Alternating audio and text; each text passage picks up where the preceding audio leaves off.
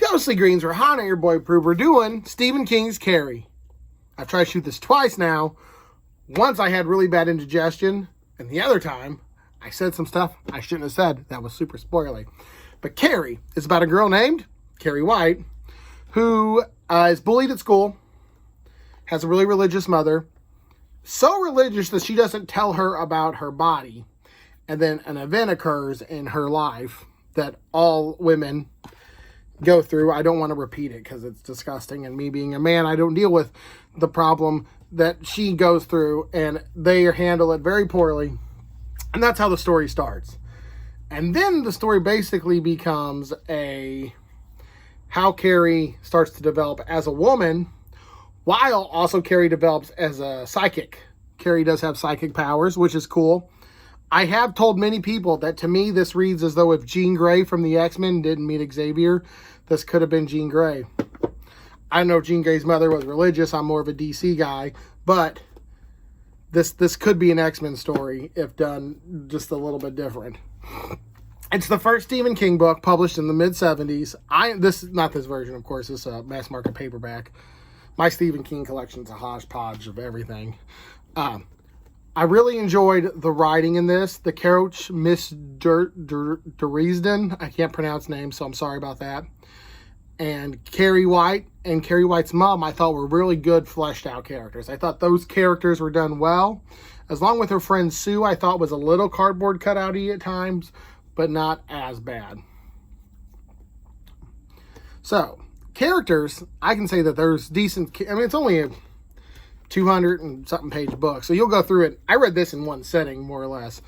I got up once to use the bathroom. Other than that, I finished this in a couple hours. Just sat down in the love seat and read it. No kids for Pruitt, so it's pretty easy for me just to chill out and read a book on the couch. So I really like that. The writing definitely didn't get in the way. There are parts in the book. I'll try to find one real quick. I apologize for that. I should have had one marked. I'm terrible with bookmarks. If anyone knows that. Now there's like From the Shadow Explained, and there's parts that break from the story to give you like a context of what's going on. Nowadays, I feel like we wouldn't have that in the book. You would just sort of roll with it. But those definitely helped if you didn't understand what was going on or wanted a deeper, in-depth backstory. I know a guy who I asked on a Reddit page when I was reading this. He goes, yeah, he skips them after you read them once, you can just skip those. And that cuts the book down a lot. But I didn't. I reread them. Now, if I were to reread this again this year, like around Halloween, I start getting around July 5th, I start getting into Halloween mode. And I'm like, it's time for some Stephen King. It's time for some horror. I know you're thinking, Pruitt, you're the type of dude that has like a big barbecue and you're wearing like your American flag swim trunks and hat and wife tank top shirt and yada yada. And yes, that's correct. But as soon as July 4th is over, boom, the beers are put away. We're doing pumpkin everything. We're putting up Halloween decorations. There's basically 3 seasons where I live. It's Christmas, me being too lazy to take down Christmas stuff. Then around like summer, I'll start putting up like summer decorations, which I count as July 4th decorations, like tiki torches and stuff. Then July 5th to December, it's Halloween. And if I were to reread this around Halloween, I would totally skip those. But I probably won't because I just read it. I will, however, be doing Salem's Lot in Halloween. I think, if not before, that's my favorite Stephen King. I think I'm going to get the audiobook. But let's back to Carrie. Back to Blinders.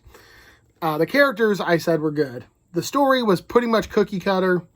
I didn't really enjoy the overall premise. A girl gets bullied and exact revenge using newly developed psychic powers. That's not, I mean, in the 70s when that came out, that was probably like mind-boggling, but me reading it, for the first time I read it in the 90s, excuse me about that, sorry, I ate a lot of chocolate, but to now, the story, the premise was a little cookie cutter. I don't know what else to say. It's short, it's quick, you can get through it. The ending, the movies of Carrie, if you've seen the movies, there's like, I know like 3 or 4, but none of them got the ending right. That was my big thing. The ending in the book is a lot different from the endings in the movie. That's my one big issue. So if you're like, is the book to movie adaptation accurate? It's okay. but the ending is just so different in the book. I don't want to say anything as a spoiler, but the ending from the movie compared to the book just does it better. I'll give the movie a B. I'll give the movie a C and the book a B. B minus. It's pretty short. It gets the job done. I enjoyed it for the first Stephen King. I can see why this put him up there to the upper echelon. Like, oh, this guy's really good. Let's give him some money to have him write more stuff. Which, thank you for whoever publisher did that, because that's amassed a 60 book library for me, and I love it all. It's been your boy Prue. I don't know what else to say because I don't want to say any spoilers, but Carrie. Cool characters, kind of a cookie cutter story, and the setting's a high school. So if you're in high school, your kids are going to high school, have them read Carrie. They don't want to bully a kid with superpowers. It's been your boy Prue. Stay creepy. Also, I mentioned doing this before. Hold on, I gotta adjust. Oh, I sit on the floor when I do these. Getting old, in my 30s. So, I mentioned I was going to shout out some people when I was doing my next review. Carrie, a B book. On a scale of pass, it's pass. It's above average. It's a B. I said I was going to do a shout out to a few people. So, I'm going to shout out Timmy at Lost Cunningham. You're a great guy. Brad Proctor, who's way too knowledgeable about books. And my friend, Josh at Working Man Reads. I get a question a lot being a reader at work and in social gatherings is, where do you hear about books to read? Where do I hear about books to read? From y'all on YouTube. But I thought it would be fun to have a thing to where everyone said how you found out about books and how you determine what you're going to read. Now, it's easy for me to just go on Goodreads or Google and top horror books of the 2020s. But I don't read all the horror books. I wish I could read all the books, but I can't read all the books. I don't got that much time, but what I go through. So when I pick out a book to read, I generally look up the book on Goodreads or Google and just to see if it's something that would be for me. Of course, if it's an author I know, like Michael Crichton or Stephen King, Clive Barker, Richard Lamont, stuff like that, of course I'm more inept to do it. But I was curious on what your process was before you pick up a book to read. Because I know we all got busy, we all got jobs, some of y'all got kids, I don't got kids. But it's hard to find a book. It's like, man, I got to make that time investment worth it. So what's your all's process to picking out a book to read, and where do you get said book from? I think that would be fun to do. Or do you just get like a guy, it's like, yo, hey, read. Let me grab a book nearby. Read Ghostopolis, Josh. And I'm like, okay. Or am I like, oh, Google, I hear Ghostopolis is good. Let me Google some reviews and yada, yada, yada. Also, Ghostopolis is pretty good. It's one of the few graphic novels I really enjoyed. Anything creepy, like by Neil Gaiman or Clive Barker, those are fine. But for like a YA graphic novel, Ghostopolis is good.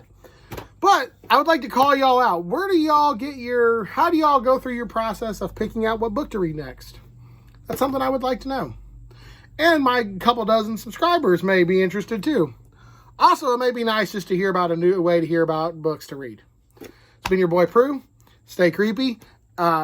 This occurred to me right now. This might also be a way to promote smaller unknown authors or something like, oh man, I'm a huge Terry Brooks fan. I would like more people to talk about Terry Brooks. Let me insert Terry Brooks into my video about this. It's been your boy Prue. Carrie, give it a pass. I'll give it a B. It's not an A-level read. It's short, it's quick, it's to the point, decent characters, but a cookie cutter story. 250 pages well spent. I liked it. It's been your boy Prue. Deuces.